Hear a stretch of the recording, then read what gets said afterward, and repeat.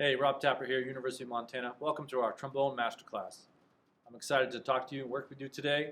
Hope the information is helpful. At any time, feel free to email me with any questions you have about trombone or music. Love to chat more with you. So we're going to break this session into 5 different parts.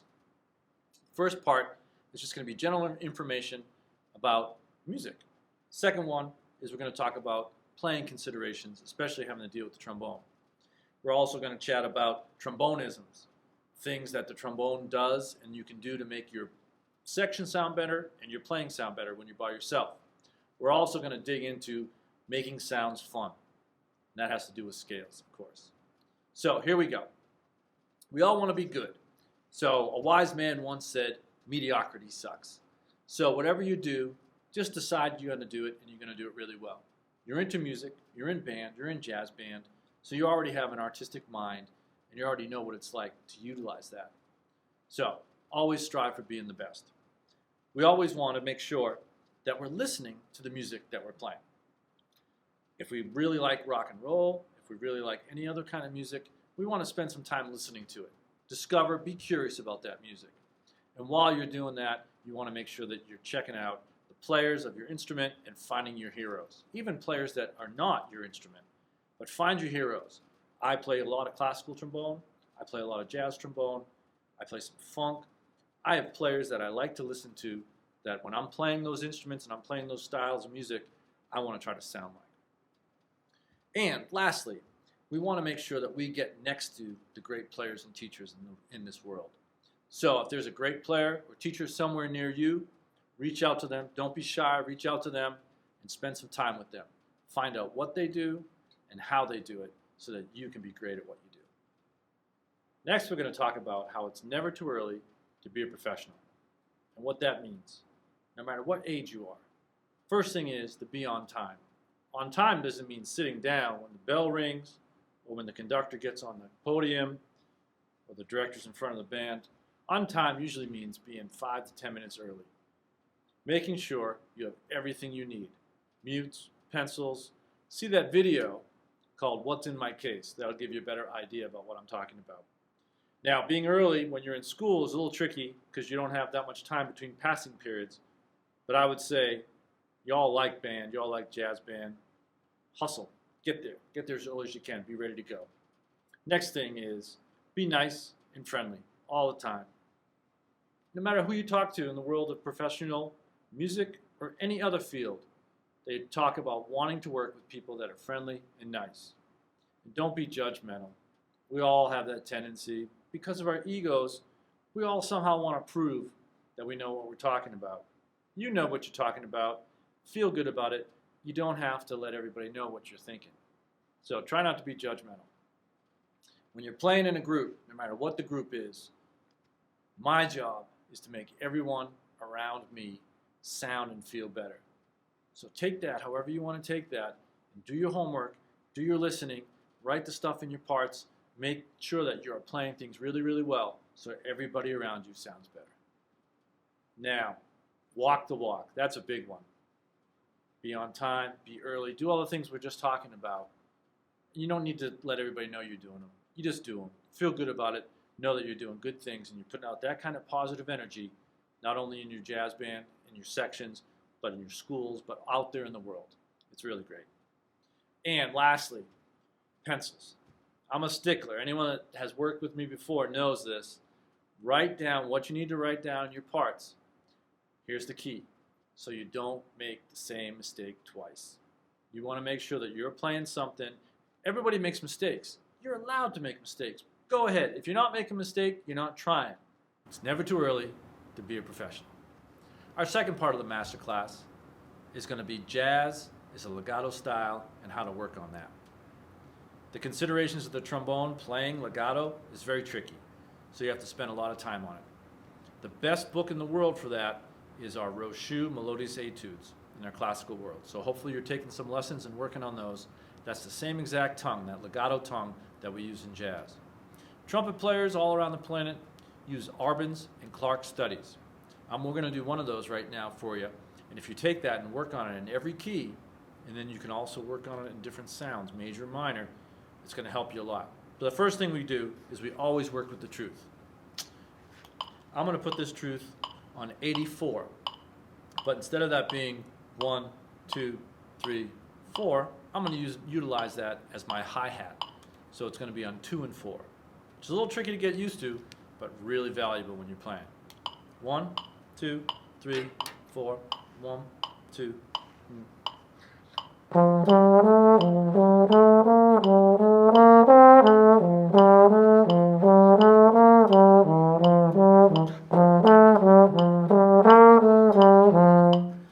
So you can tell right away there's way more of a swing emphasis than if I play that straight. Also, it gives me the opportunity to really hone in on that legato, that jazz's legato style. So take that, that's the key of F. That falls really nicely on the trombone. Don't be afraid of what you're afraid of. Get uncomfortable and get familiar with the unfamiliar. So now I'm going to do the same thing, up a half step in G flat. 1, 2.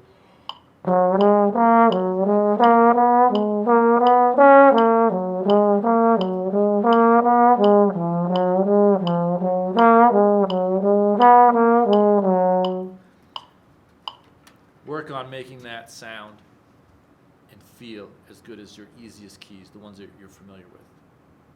So that's how to use that Arbin study and flow with your major scales. And you can do the same thing with minor scales as well. So now we'll go back to F. I'm going to do the same thing in F minor. And there's all kinds of different kinds of minor. We're not going to worry about that right now. We're just going to think about F minor. Well,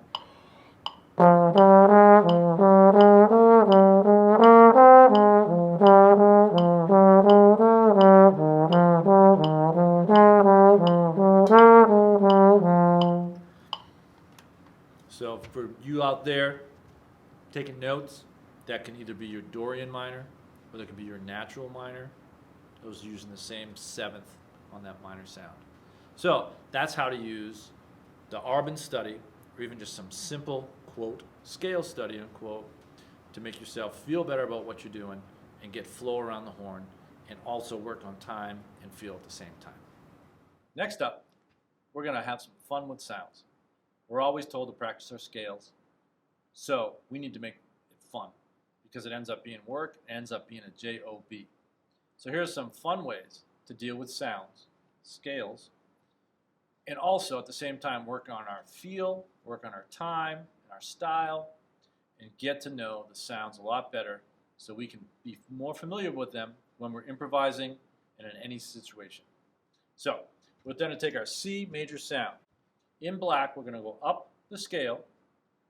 When you get back to the C, 1 octave up, that's number 8, and the next note up is the 9th. So I always like to play all my 1 octave sounds to the 9th and back down again, the 9th being the blue. So, got my truth, C major, When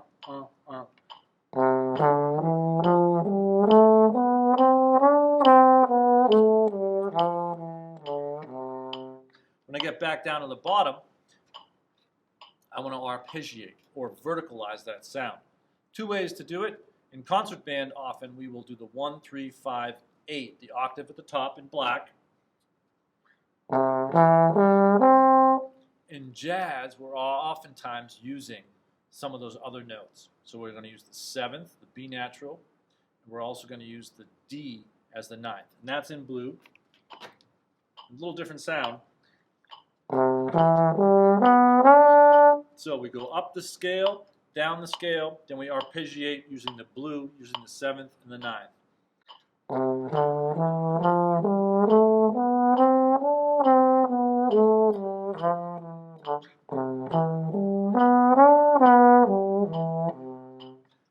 Another great way we can get to know a sound is by referring back to the Arbins and those Clark studies. So take that sound and really get into it.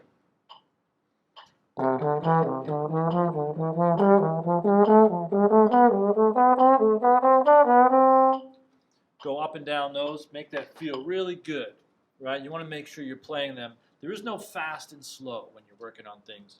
There is groove and no groove.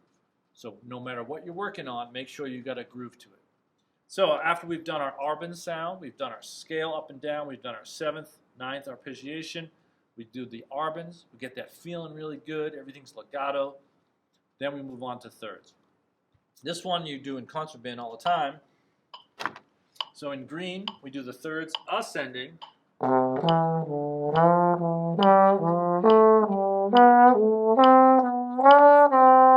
Right, done that. And now what goes up must come down. So we're going to do our thirds descending. So we're going to start on the third first. Third first, first, third, third first. And we're going to go up the scale, up the sound, but doing thirds descending.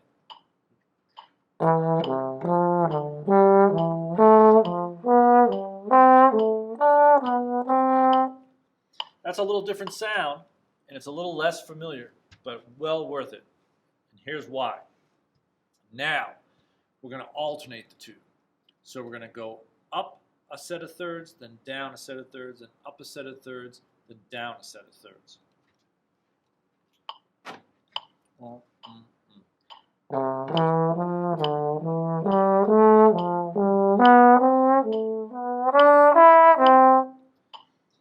And hopefully you can hear and feel that's just one sound. That's just C major. There's C minor, there's C Dorian minor, there's C melodic minor, there's C harmonic minor, there's mixolydian modes, Lydian modes. You can see how far you can get with the depth of this. All right, so now we're going to tackle triads. We've done thirds, all kinds of different permutations. Now we're going to do the same thing with triads. The famous triad. So,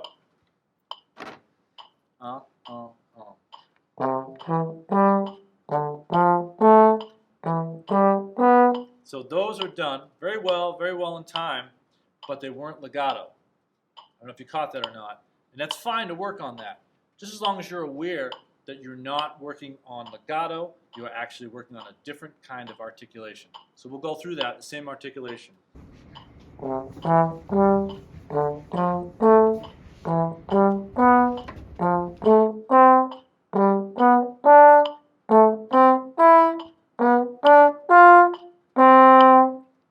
Okay, now what goes up must come down. So we want to do those same triads coming down. So instead of 1, 3, 5, now we're 5, 3, 1. Same articulation. 2, 3.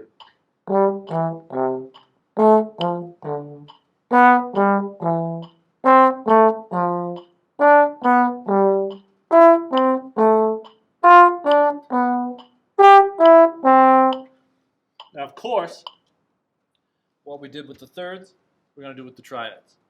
We're going to alternate them now. So we're going to go up the one, come down the second triad, up the third, and so forth. We're going to alternate them. Going back to our legato style. And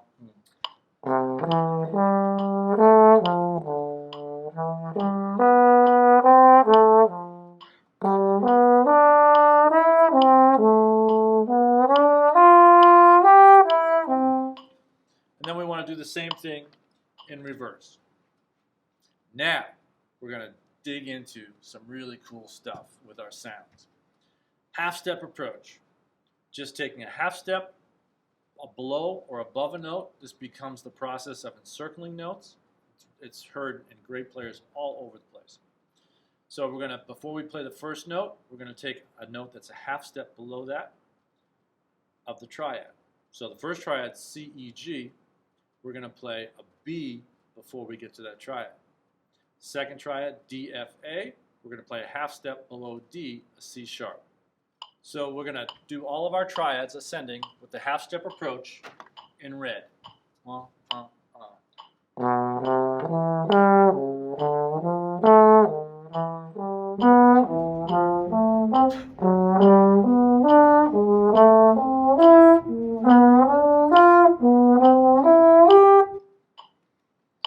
That sounds pretty cool. Now we're going to do our descending triads with a half step approach in blue.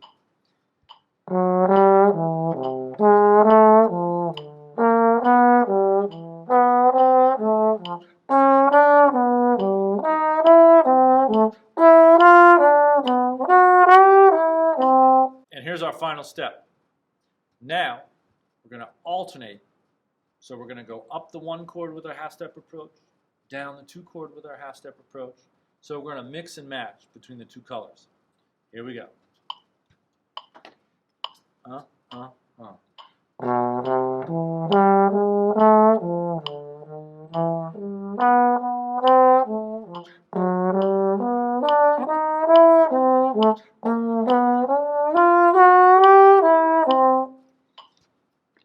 again, think about if you put the time and effort into doing that, and even just a couple of major keys, and then ultimately all your major keys, and then you put it into different sounds, different minor sounds, because we know that when you're working on things, everything's not all going to be the same sound.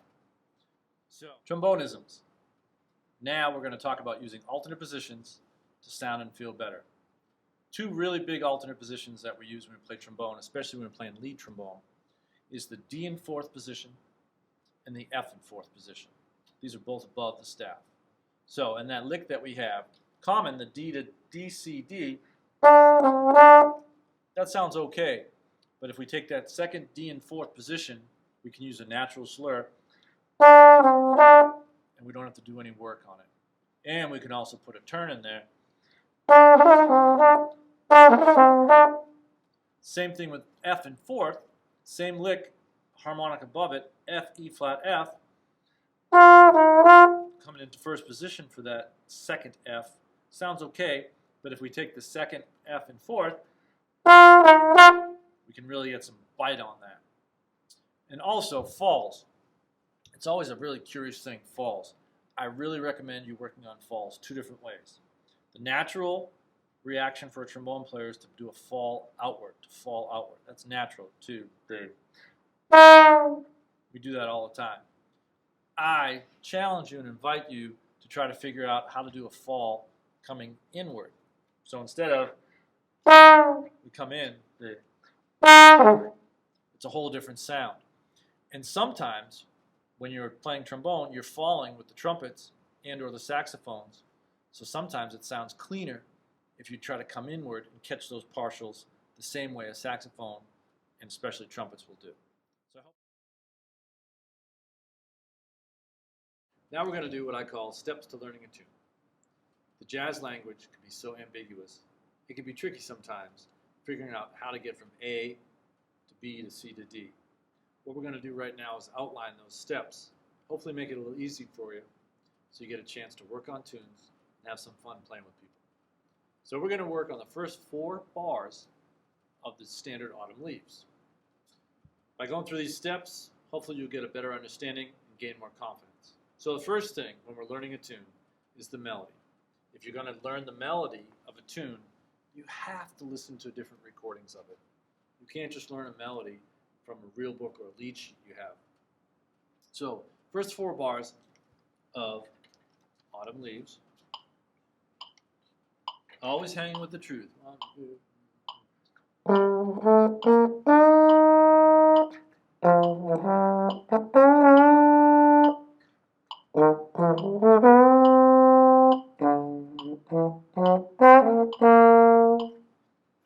So there's the first 8 bars. We're only going to tackle the first 4 bars. So after we've listened to the melody, after we've played the melody, we record ourselves to make sure we sound good, make sure we're swinging, make sure it feels good. Because sometimes what we think we're doing isn't true to what's being heard on the other side of the bell.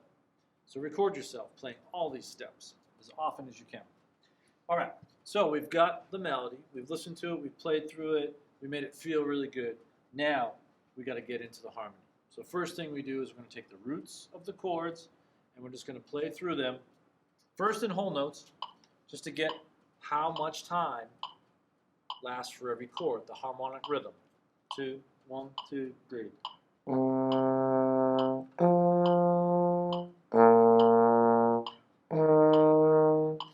Not the fanciest thing in the world, but necessary. Next, let's treat it like a bass line a little bit. How would a bass play it? A bass would play it in quarter notes. 1,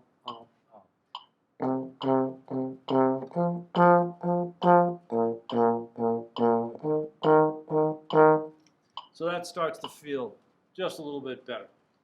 Next thing we're going to do, after we've got that, is if we can record ourselves playing that bass line, and then play that in some headphones or on your speakers while you're playing the melody. Make sure it all lines up. Next step after we've done the roots in our bass line, now we're going to start playing the triads. So we have to start to verticalize these chords. So we're going to play the triads. 1, 3, 5.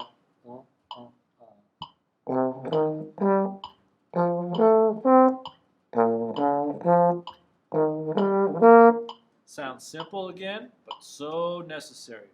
What goes up must come down. So we got to play those triads coming down now, descending.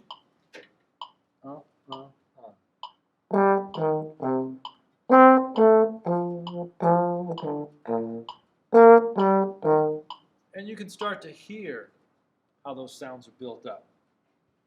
Next thing we want to do, after we've gone through our bass line, we've gone through our triads up and down, is we want to start arpeggiating and verticalizing even just a little step further. So we want to get to the sevenths now. We want to add those sevenths. It's a great deal of information to understand how these chords are built. Major 7 chords, dominant 7 chords, and minor 7 chords. So that's another whole bit of business we've got to make sure that we have in our fingers, in our ears, in our eyes, in our heart and soul. So we are arpeggiating these chords, dominant 7 chords, minor 7 chords, and major 7 chords. So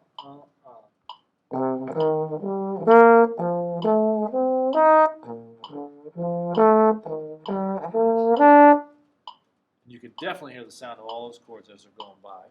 What goes up must come down.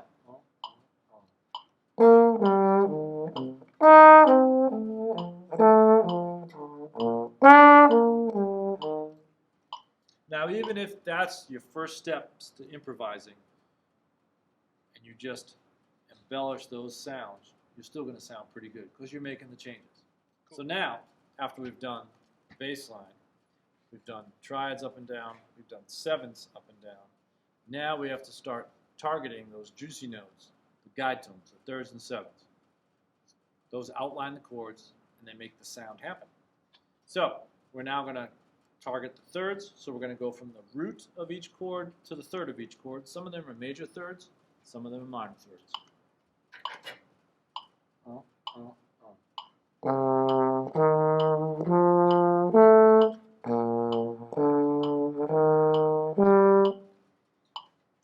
Now we got to target the sevenths.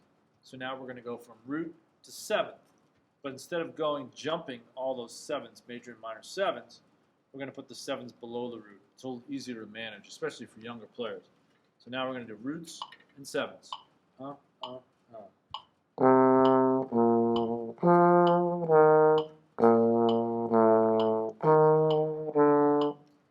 Those are some funny sounds. Again, but so necessary. Now we get to the fun stuff. Playing just the guide tones, just the thirds and sevenths. Thirds and sevenths of each chord, and then those moving to the thirds and sevenths of the next chord. And as you'll see and hear, in a weird sort of way, it makes a lot of sense. So here's the thirds and sevenths of each chord.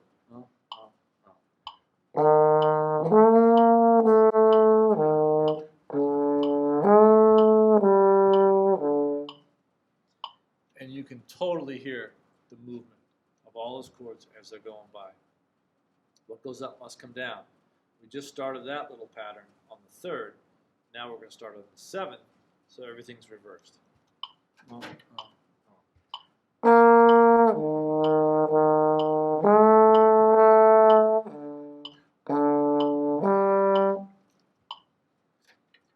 Now, let's get out of that super tricky stuff and let's move to some simple patterns.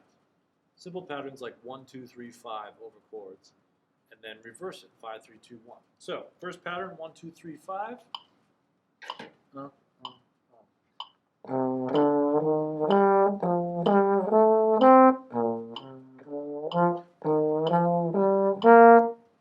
And again, you can hear through that, through the guide tones, through the arpeggiations of the seventh chords and the triads, you can hear all those chords moving. What goes up must come down. 5, 3, 2, 1 of each one of those chords.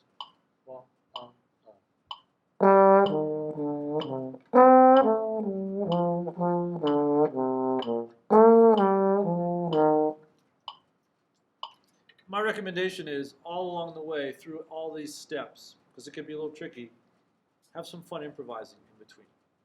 So now we're going to incorporate putting some 2-5-1 shapes or patterns over the chord changes. We're going to do 2 of them for you. First one's a very simple pattern, and it outlines the movement of the 7th going to the 3rd of a chord. So here it is. Here's a nice simple 2-5 pattern over the first 4 bars of Autumn Leaf.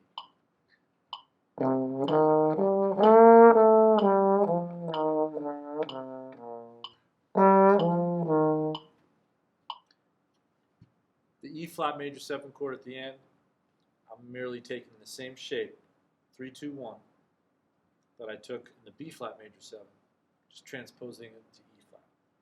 So that's a nice simple shape, 2-5-1 shape. Now we're going to get a little more complicated, but not too much so, utilizing what we call the Dorian sound for the C minor, using the bebop scale for the F7, and then outlining the chord, B flat major 7, starting on the 3rd, and then transposing that, outlining the E flat major 7, starting on the 3rd as well. Same pattern, same shape. So over the C minor 7, that's our Dorian minor. Over the F dominant 7, that's an F dominant sound, F mixolydian sound, but we're using both major 7 and dominant 7, so we call it a bebop scale. And we resolve that to our B flat major 7. Just sounds great, right? Just outlining over the chord. We transpose that to E flat. Transposing it the same shape, 3-5-7-9. We put it all together, see what we come up with.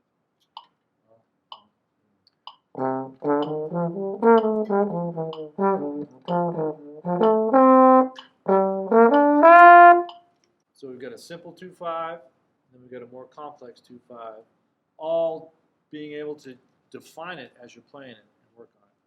So now, you've done all this homework on the tune, we've figured a lot of steps out. Now what we want to do is we want to record ourselves playing over this to make sure that we are outlining the sound, again, using the term harmonic rhythm, making sure that we are playing 4 beats of C minor 7, 4 beats of F7, 4 beats of B flat major 7, and 4 beats of E flat major 7. All too often, sometimes we jump to a chord too early or a little too late. So you record yourself, you'll be able to hear that. Then, we want to make sure that we are hanging out with the piano. We want to play some of these sounds on the piano. I'll go through a couple of steps, just a different level, to make sure that I understand what I'm doing on piano, and anyone can play the piano. You just got to do it. So, piano's scary, right? Easiest thing to do is take those steps we just did on trombone and transfer them to piano with a lot of patience. So we have the roots of the chords, we find the roots, and we play them in time.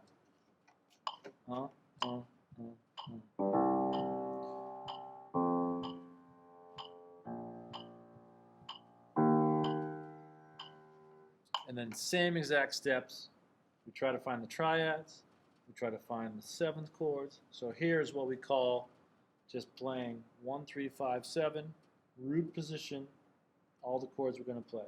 C minor 7, F dominant 7, B flat major 7, E flat major 7. You can hear all those sounds. So we try to do that with our roots. I'm going to put them up here just so there's a little bit of separation.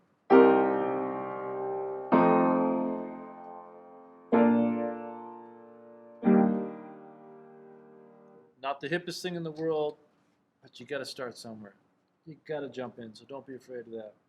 So then we did the guide tones. We did the 3rds and 7ths. I'm going to do the same thing, playing the 3rds of each chord. 1, 2, 3rds, and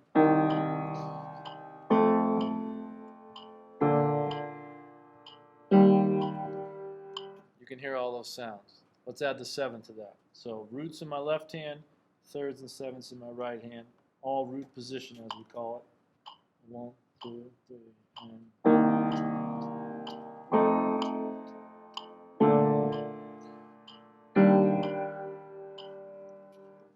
hear the tune, you can hear the chords. So don't be afraid of that.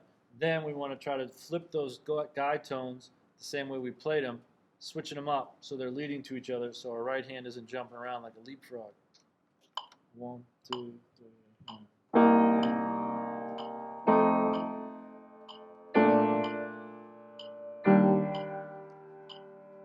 Looks pretty easy, right? Then we want to add some color to that, add some 9s, perhaps some 13s or 5s, depending on what chord you're working on. Keep all the voicings nice and close together. Get some crunches in there, some half steps and tritones.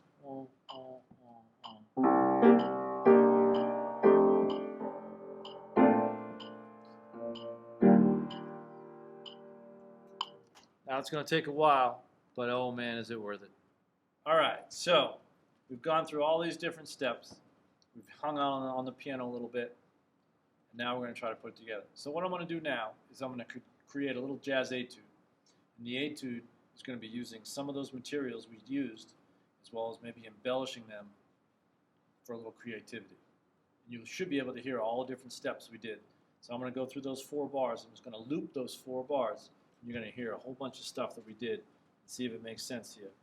1, 2,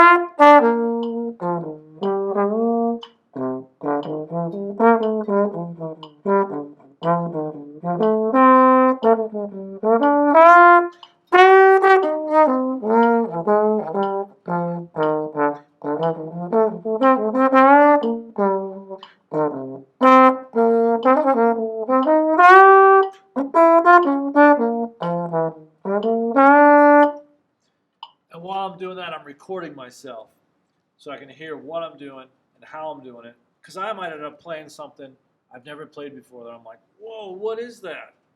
And I want to have that documented so I can go back and be like, oh, that's what it was. So if you do all these different steps, you don't have to be a genius. You just have to be diligent, work hard at it, want it, be a little curious, and keep swinging. Steps to learning a tune. If you have any questions about anything having to do with trombone or jazz or even just life, feel free to give me a call or email me. Love to talk to you more about this and connect.